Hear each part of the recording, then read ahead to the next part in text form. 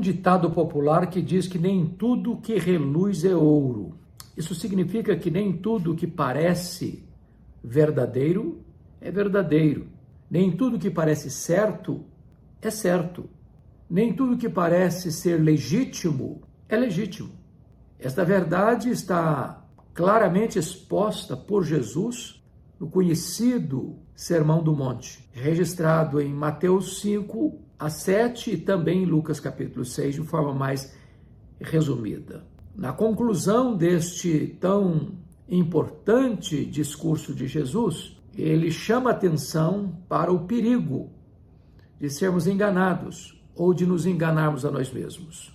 E ele retrata aqui 4 verdades soleníssimas sobre os falsos caminhos, os falsos profetas, os falsos crentes e os falsos fundamentos. Portanto, quando existe o verdadeiro, pressupõe que existe o falso. Quando existe luz, pressupõe que existe trevas. E esse texto é um alerta para nós. Na conclusão do sermão, Jesus mostra o perigo de apenas aparentar, mas não ser. Apenas dizer que é, mas não é.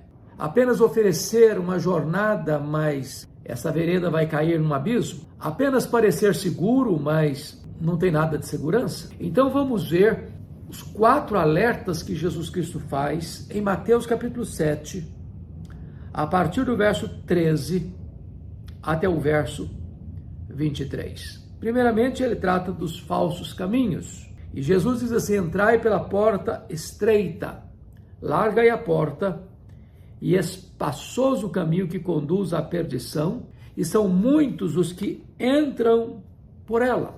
Então, ele está falando de 2 portas e 2 caminhos. Há uma porta estreita, há um caminho estreito. Há uma porta larga, há um caminho largo. E ele vai nos informar que são muitos os que entram por esta porta, são muitos os que percorrem este caminho largo. Mas o final desse caminho largo é a perdição. Então Jesus está alertando aqui que essa porta larga e este caminho largo, por onde tanta gente entra, o final é a perdição. Pode parecer popular, pode ser mais vantajoso, pode não custar um alto preço, não requerer renúncia, não exigir arrependimento, mas o final de toda essa aparente liberdade é tragédia, é condenação, é morte. Então, muito cuidado com a porta larga, o caminho largo, por onde tanta gente passa, porque o final é a condenação e a condenação eterna. Mas, em segundo lugar, Jesus alerta sobre os falsos profetas. No versículo 15, ele diz assim: acautelai-vos dos falsos profetas, que se vos apresentam disfarçados em ovelhas, mas por dentro são lobos roubadores. Os falsos profetas são aparentemente inofensivos, eles se disfarçam de ovelha, são aparentemente mansos, mas têm garras de leão, de urso, de predadores. Esses falsos profetas, eles se apresentam não como são, mas disfarçadamente. Eles têm máscaras, capuzes, disfarces. Eles são atores. Eles vivem num palco existencial. Eles representam um papel diferente do que de fato são. Se apresentam como ovelhas inofensivas, mas na verdade são lobos e lobos roubadores, que assaltam, que devoram, que destroem, que matam. Então, os falsos profetas são aqueles que têm falsas profecias, são aqueles que não trazem a verdade, que estão fundamentados em opiniões humanas, em revelações humanas, em sonhos humanos, em experiências puramente humanas, mas que não estão fincadas na palavra de Deus. Deus não tem nenhum compromisso com a palavra do homem, seja ele a pessoa mais ilustre do mundo, seja ele o religioso mais popular, Deus tem compromisso com a sua palavra. Portanto, aqueles que não trazem a palavra de Deus, trazem a palha em vez do trigo, trazem a mentira em vez da verdade, trazem o engano em vez daquilo que é correto, enquadram-se neste conceito de Jesus de falsos profetas. Eles não são ovelhas. Eles são lobos roubadores. Acautele-se com aqueles que dizendo ser de Deus, pressupondo estar pregando a palavra de Deus, arrebanhando pessoas como se ovelhas fossem, mas por trás desta aparência escondem as garras de um lobo roubador. Se alguém não traz a sã doutrina, você não deve escutar. Se alguém não expõe as Escrituras com fidelidade, você não deve dar ouvidos. Se alguém traz para você novas revelações forâneas às Escrituras, não aceite. Há um terceiro alerta do Senhor aqui. Agora vem a falsa profissão de fé. Nem todo aquele que me diz Senhor, Senhor. Há aqueles que dizem Senhor, Senhor, com legitimidade, com sinceridade, com integridade. A Bíblia diz: ninguém pode dizer Jesus é o Senhor, senão pelo Espírito Santo, quando se faz isso de todo o coração. Mas é possível que alguém proclame uma fé ortodoxa, Senhor, e seja até zeloso, Senhor, Senhor, e ainda assim não tenha nenhuma integridade, nem honestidade na sua profissão de fé. Não é o que você fala que determina a sua verdadeira fé, mas é como você vive. Você não é o que você fala, você é o que você faz. Então, apenas dizer Senhor, Senhor, não garante a você salvação. Se a sua vida é uma negação das suas palavras, se a sua vida não é o avalista das suas palavras, aqueles que falam, mas não vivem, aqueles que professam a fé apenas verbalmente, teoricamente, mas não tiveram o seu coração transformado, não encontram garantia nem segurança da sua salvação nessa falsa profissão de fé, porque é um falso crente. Ou seja, a conversão genuína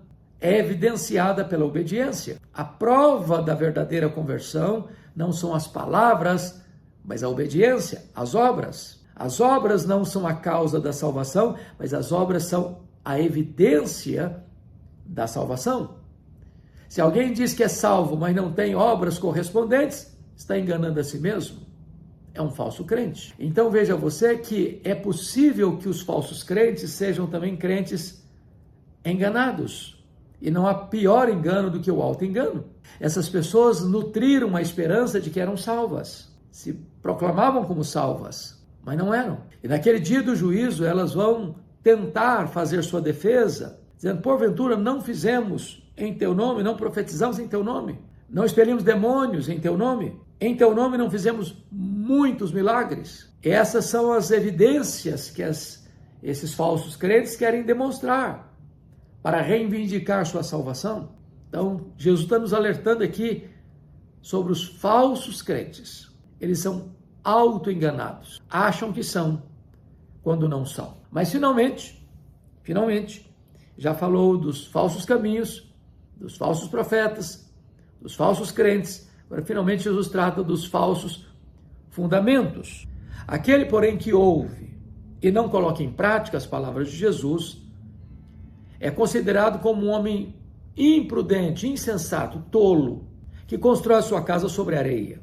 As casas parecem iguais. Para um rápido observador, não há diferença. Mesmo telhado, as mesmas paredes, talvez a mesma natureza da casa, a mesma pintura, a mesma beleza, mas um construiu sobre a rocha, o outro construiu sobre a areia. Ou seja, um é salvo, o outro não é. Um parece que é, mas não é. Sobre ambas as casas vão acontecer as mesmas coisas, a mesma chuva no telhado, o mesmo vento na parede, o mesmo vento no alicerce. Uma casa vai ficar de pé, a outra vai cair.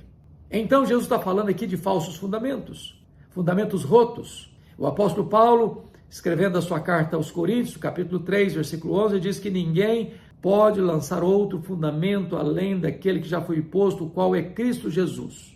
Se a nossa vida, se a nossa casa não estiver edificada sobre ele, Jesus, estaremos edificando sobre areia movediça. Você precisa construir a sua vida, a sua fé, seu cristianismo, sua profissão de fé, sobre a rocha que não se abala, e esta rocha é Jesus. Ele é a pedra fundamental da igreja, sobre a qual a igreja está edificada.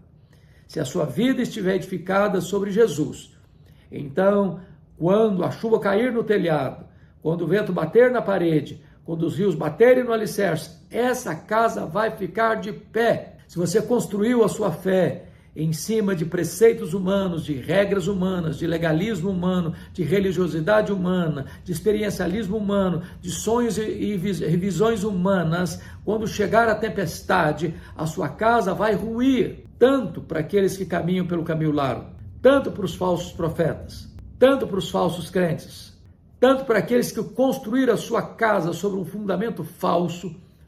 O final é trágico, é colapso, é ruína, é perdição, é condenação. Por outro lado, se você entrar pela porta estreita e andar pelo caminho estreito, o final é salvação. Se você viver como um profeta de Deus, no sentido de crer na verdade de Deus, estar fundamentado na palavra de Deus e dela não se apartar nem para a direita, nem para a esquerda, então você está fundamentando a sua fé não em filosofia humana, não em religiosidade humana, mas na eterna e infalível e inspirada palavra de Deus. Se você é um crente de verdade, nascido de novo, convertido a Cristo, então você vai dar frutos para a glória de Deus. E a sua vida vai experimentar uma vida plena e abundante aqui, e o desfrute completo, total e final, e maiúsculo e superlativo, da própria vida eterna para sempre e sempre e sempre. Se você está construindo a sua fé naquele que é a rocha dos séculos, Jesus Cristo, então você está construindo a sua casa sobre a rocha e as tempestades da vida não podem destruí-la. Que você possa olhar com vagar esse texto de Lucas capítulo 7, a partir do verso 13 até o verso 23, e que você possa colocar sua vida nas mãos de Deus, olhando firmemente para Jesus, o autor e o consumador da nossa fé, para ter nele segurança, ter nele deleite e ter nele o desfrute da vida eterna. Deus abençoe sua vida, Deus abençoe o seu coração.